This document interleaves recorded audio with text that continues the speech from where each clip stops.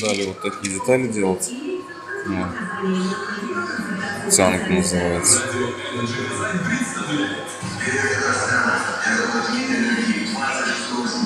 Она такая.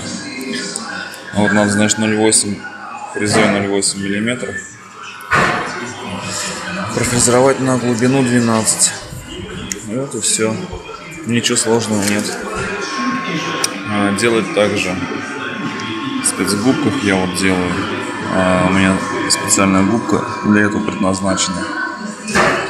С фрезерованным уголочком таким, как призмочка. Вот.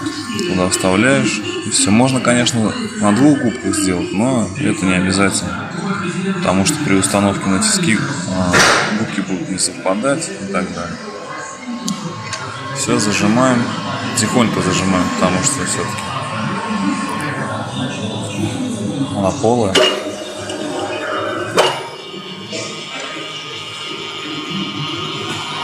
Здесь надо обязательно смазывать водичкой, охлаждающей жидкостью,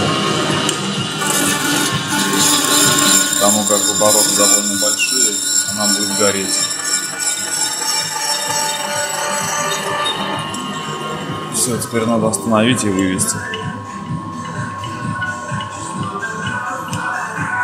Все, готово. Так.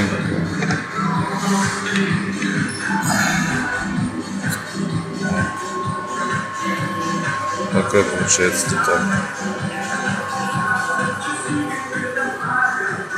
Коснулся, подал на глубину 12 миллиметров и все. Готовая деталь. Ничего сложного. Всем пока.